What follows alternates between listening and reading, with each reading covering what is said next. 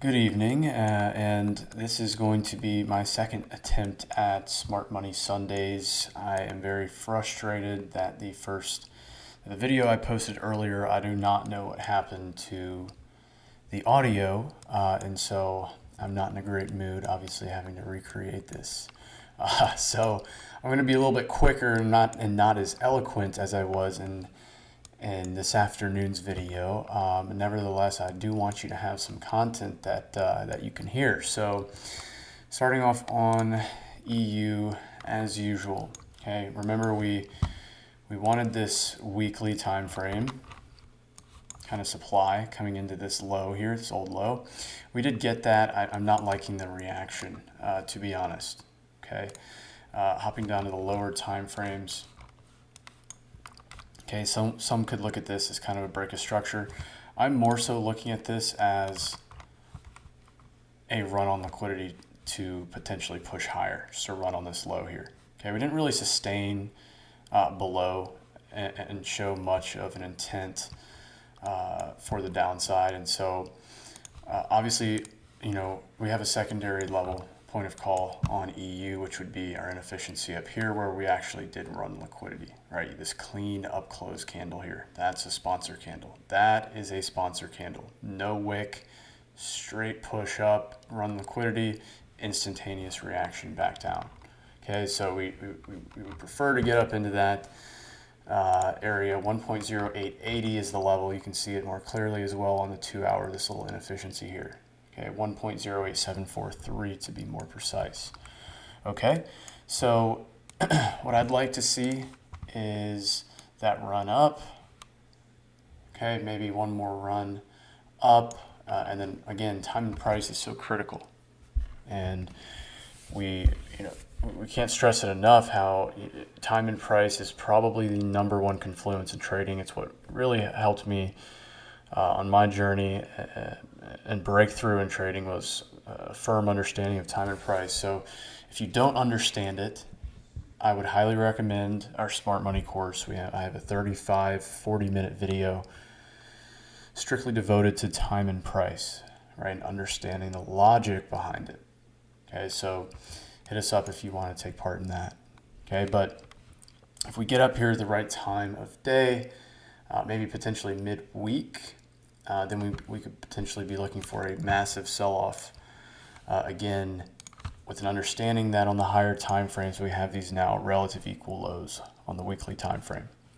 Okay, so that ought to be pretty enticing to you. I know it is for me, right? That looks really good to me, right? And so with that, with an understanding of our higher time frame objective, running back down to the downside, we naturally want to look for premium to continue to sell it. Well, this gives us that premium here.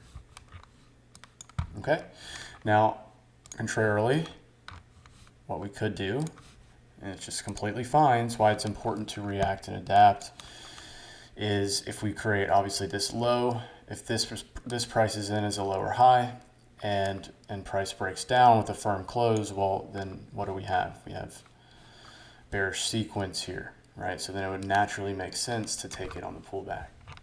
Okay, but that's not my bias, or that's not my preference, I would say. It doesn't really matter what I prefer, though. It's just a matter of understanding the possibilities and having the ability to react and adapt and not be tied to a singular bias or perception. Okay, so again, the preference is to push higher into premium. Okay, higher into premium, 0880, even 109, and then look for that nice 550 pip move to the downside.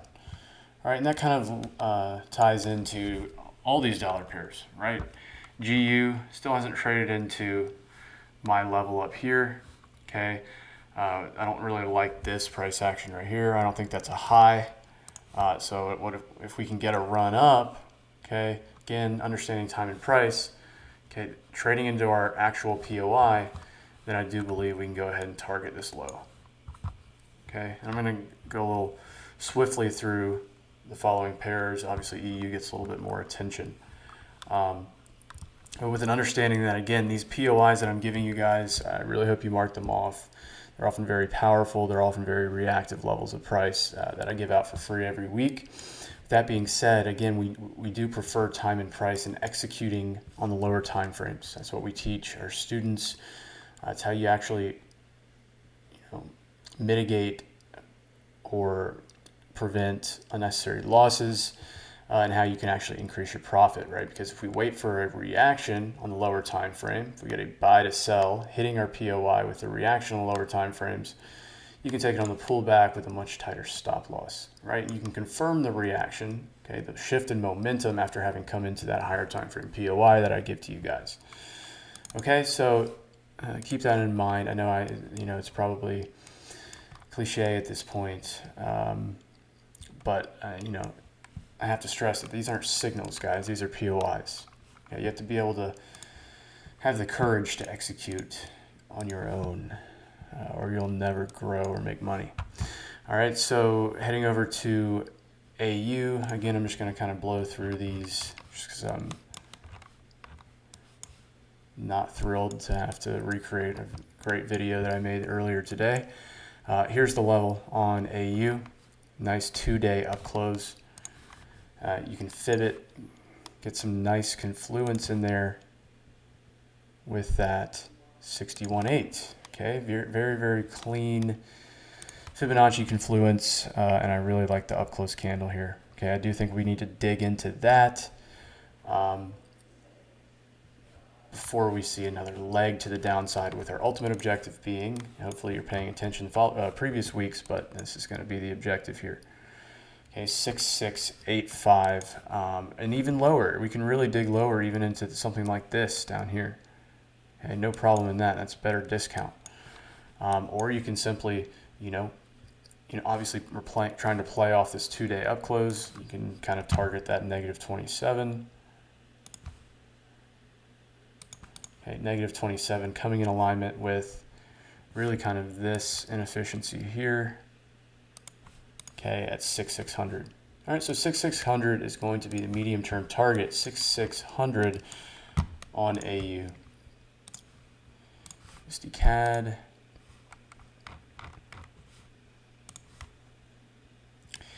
Another one, again, if we're expecting another push up before the sell-off on EU, GU, AU, then naturally we would expect some type of move down on UCAD before the ultimate push up. You can look at this as, here's your cluster of down close volume. Okay, 50%. We have traded into that here, and we're reacting from it. But again, we have to understand confluence, right, and pair this with other pairs to have an understanding of kind of what the dollar is doing, right? So just because we have a reaction doesn't mean this is going to be the low, right? We could have a reaction, okay, and then another run potentially, and then trade higher, right? And so if that does occur, well, first of all, if we do break and close, a firm break, then I would be more so inclined to take it on the pullback here. But with an understanding of where the other dollar pairs are going and how we're expecting a little bit more weakness in the dollar before the ultimate strength comes back into the market, we should naturally expect potentially another run down on UCAD. And I'm kind of liking this candlestick here. Okay, and this is the 12-hour. Very important to flick through different time frames to kind of get a different perspective on price. Okay, so wouldn't be surprised if we, did something like this, or even ran the liquidity here and then had that ultimate sell to buy on UCAD, break a structure, continue. Okay, this being the medium-term target. Okay, 3100, 3100. That's UCAD, UJ. Okay, obviously we had been trading this short-term bear market that we were in. Kind of had that nice trade from in here, a few hundred pips, but we've since broken structure back up to the upside. All right, momentum is clear to the upside. All right, so this old monthly high, month of May, right, the high of May, that's going to be the immediate target. And I really don't think price, just given this price action here, it's going to necessitate some type of bigger pullback. I think we're just going to go ahead and look to grab this high. Okay, so if that's the case, then naturally we'd kind of be looking at the daily time frame here, right? Want to be buying below the weekly open. Here's your little daily down close. Okay, ride that thing up. I'd like to see that. It would make sense to me. Okay, and then once we clear the high, we can look for a higher time frame pullback and continuation. Okay. UJ. EG, not much to say here. I do kind of like this volume here. I do kind of like this up close. I'm just not sure on this one, right? It would be nice if we got this run down, kind of swept these lows here, okay, and then potentially get another leg. I like this as a POI, and I do kind of like this. I have it marked off. So let's see. However, it's not even London session, and we're already kind of trading up into this. So I would be cautious with EG. It's a little bit tricky. It's a little bit stuck at the moment, kind of between up close and down close. So I'd wait for some more guidance and direction, and be patient with this one. All right, Euro NZD. I think Euro NZD obviously has been trading up. Okay, if you look at this, what does it just tell you right off the bat? Okay, for me, this tells me corrective. All right, this is corrective in nature. This price action is just chopping, flagging, right? Which just naturally makes sense, right? That is a classic flag on the daily time frame. So what I want to see is a sell to buy. Okay, we have nice relative equal lows here prior to mitigation, prior to our POI, which is going to be right here, this inefficiency. So it'd be nice if we had some type of buy to sell to buy, right? And then, there will be multiple other potential entries up on that one. Okay, but that's the level on Euro NZD, and I like it because of what I see on Euro AUD. Okay, Euro AUD, we have very clean, engineered, perfectly equal highs. All right, so that's the draw on liquidity. Obviously, we got a higher time frame pullback, and they left these intact. But I'd like to see us go ahead and run them out. Right, so this is going to be the POI here, would align with what we're looking at on Euro NZD as well. All right, so this little inefficiency right there, 4,700 round number. Look at that. All right, so if we can get a push down, okay, in the mitigation, we can go ahead and target these highs and keep buying up into these highs, as they will get run out. Right, they don't leave engineered equal highs. Right, you should be licking your chops over engineered equal highs. Right, and the final one, Euro Canadian. We've got equal lows, and I think we've talked about this. If not on Smart Money Sundays, at least you and VIP, All right, so we engineered the equal lows. We ran higher. We ran the buy side. Okay, we ran the buy stops, ran the stop losses up here, and traded, snapped back down within the range.